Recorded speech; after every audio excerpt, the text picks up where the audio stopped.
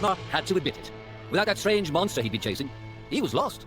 Oddmar, the creature whispered as he snuck up on him from behind. Oddmar was startled, but quickly slammed the creature to the ground. He had finally caught the creature and demanded, "Tell me where you've taken my people, goblin." "Do I look like a goblin to you?" the creature replied. Oddmar became even more enraged. Okay, Look, the creature said nervously. I don't know where they've taken him, and I don't know who did it. I don't know why you would even care.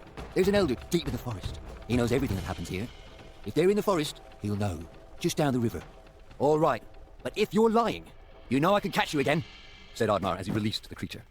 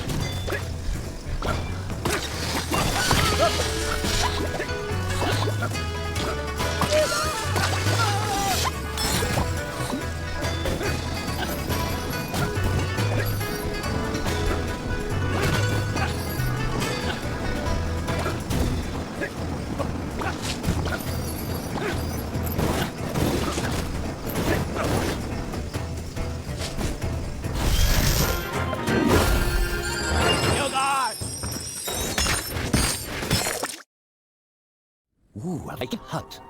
It was strange there was one so deep in the forest. Could this be the place the goblins spoke of? Perhaps inside there were answers. The hut was abandoned. All that remained was a book. Although Oddmar was never one for reading, he opened it. Inside the book it read, Diary of Vaskar, the Disgraced. Could his old friend still be alive? With Oddmar's parents gone, Vaskar took Oddmar in. Despite this huge responsibility at such a young age, Vaskar had impressed the chief and become a promising young warrior. The chief was so impressed, he decided Vaskar was to lead the Vikings into the forest for the first time. Vaskar went to the forest alone to prepare. But the more he went out there, the less he wanted to hurt anything within it. He begged the chief to reconsider, but the chief was not a very thoughtful man. When Vaskar refused to lead the charge, he was labeled a traitor and was banished. Much time passed, and a fairy visited Vaskar. A great threat to the forest was looming, and her people were in danger. She knew she could trust him with the great power to save the forest. He had no idea he was to fight the god of chaos. Vaskar was almost victorious, but Loki, in desperation, turned Vaskar's own powers against him. He was cursed, but Loki was driven from the forest, for now. The curse was quickly consuming Vaskar, but the fairy could not help. Loki's hold in the forest and her magic was still too tight. The fairy asked if there was anyone else who could help. Vaskar was reluctant to put his friend in danger, but he had no choice. Oddmar always asked himself why he never went out there, why he was too scared to try and help his friend as he had helped him. He often thought about that. But where was Vaskar now? Perhaps his answer lay further down the river.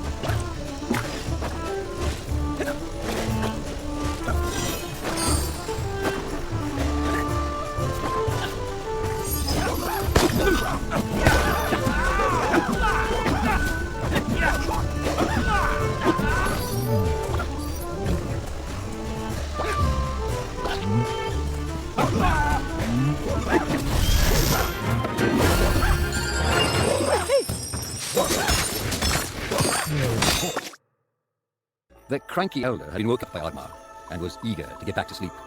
"I'm sorry I woke you up," said Oddmar, "but I need your help to find my people." The gods entrusted the forest to your people, The elder replied. but you destroy it for your own gain. Why should I, the great elder of the forest, help you? Oddmar didn't know how to respond, and felt ashamed. "The forest goblin," Oddmar uttered. "He told me that you had answers. Please help me." The elder paused. He knew that the creature Oddmar was referring to had made a great sacrifice to protect the forest. He decided to help Oddmar. Underneath the great mountain, there is a powerful golem, Explained the elder. It will not help you willingly, but it has the key to the gate between worlds. Oddmar's spirits were lifted, and asked the elder, "Between worlds? Will I find my people there? Do you know where Vaskar is?" The elder yawned, closed his eyes, and muttered, I grow tired, Viking. I'm not used to speaking this much. The elder fell into a deep slumber, and Oddmar was on his way.